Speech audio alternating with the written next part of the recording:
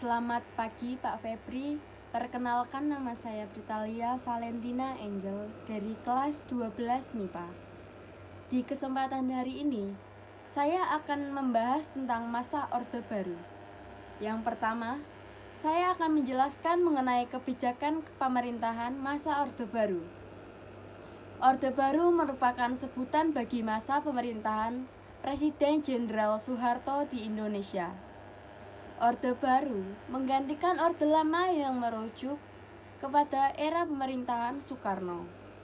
Lahirnya Orde Baru diawali dengan dikeluarnya Surat Perintah 11 Maret 1996 berlangsung hingga tahun 1998. Kini, ada beberapa kebijakan yang diberlakukan pada masa Orde Baru, yaitu 1. Adanya kebijakan mengenai KKN di pemerintahan dan pelayanan masyarakat. Masyarakat diharuskan untuk membayar di lingkup pemerintahan atau pelayanan masyarakat. 2. Terbatasnya kebebasan pers dan ditutupnya media yang tidak mengkritik pemerintahan Orde Baru. Pada masa ini, semua perusahaan penerbit diwajibkan untuk memiliki surat izin usaha penerbitan. Yang ketiga, pemilu yang dikendalikan. Hal ini menyebabkan semua pihak yang ikut dalam pemilu, termasuk partai-partai di dalamnya, dikontrol oleh pemerintahan Orde Baru saat itu. Yang keempat, adanya program keluarga berencana atau KB. Kebijakan ini dilakukan untuk menekan pertumbuhan penduduk dan jumlah penduduk di Indonesia.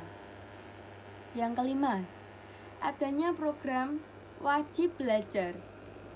Dalam kebijakan ini, pemerintahan Orde Baru menganjurkan warganya untuk menempuh pendidikan wajib 6 tahun bagi anak usia 7-12 tahun.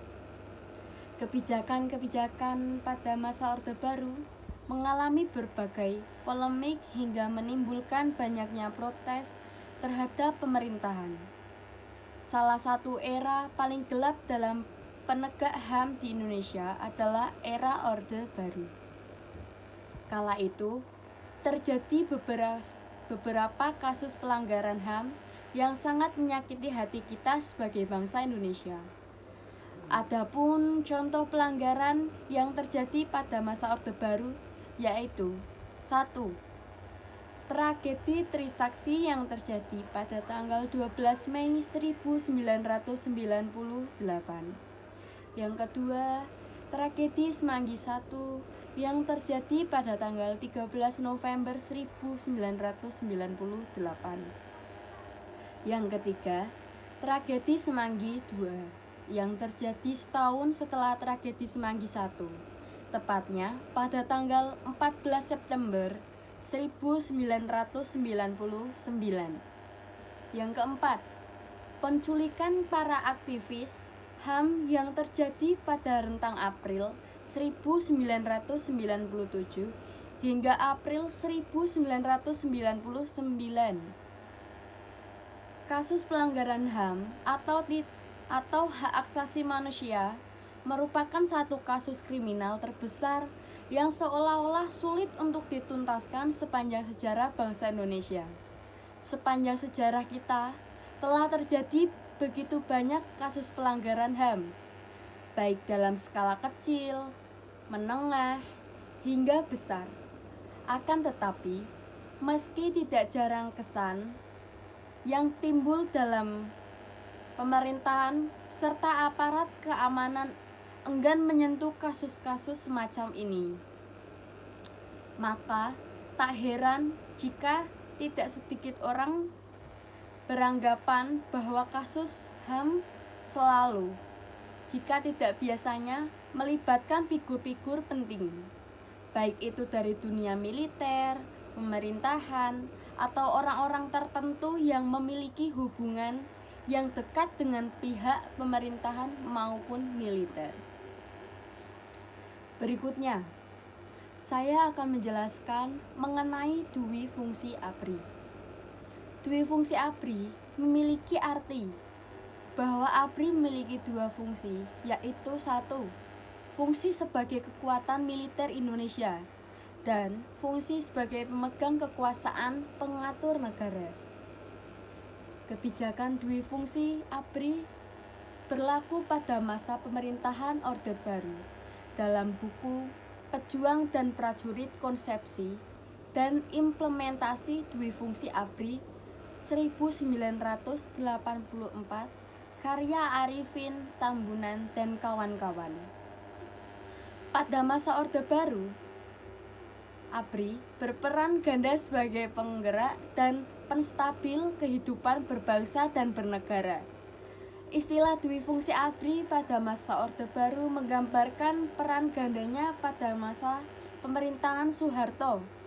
Dui fungsi juga merupakan gagasan yang diterapkan oleh pemerintahan Orde Baru yang menyebutkan bahwa Angkatan Darat memiliki dua tugas, yaitu pertama, menjaga keamanan dan ketertiban negara.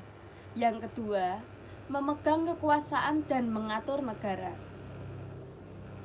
Seiring dengan naiknya Soeharto sebagai Presiden Indonesia dan setelah peristiwa G30S, doktrin dui fungsi ABRI diterapkan untuk menjalankan fungsi rangkap dalam bidang sosial politik dan pertahanan keamanan.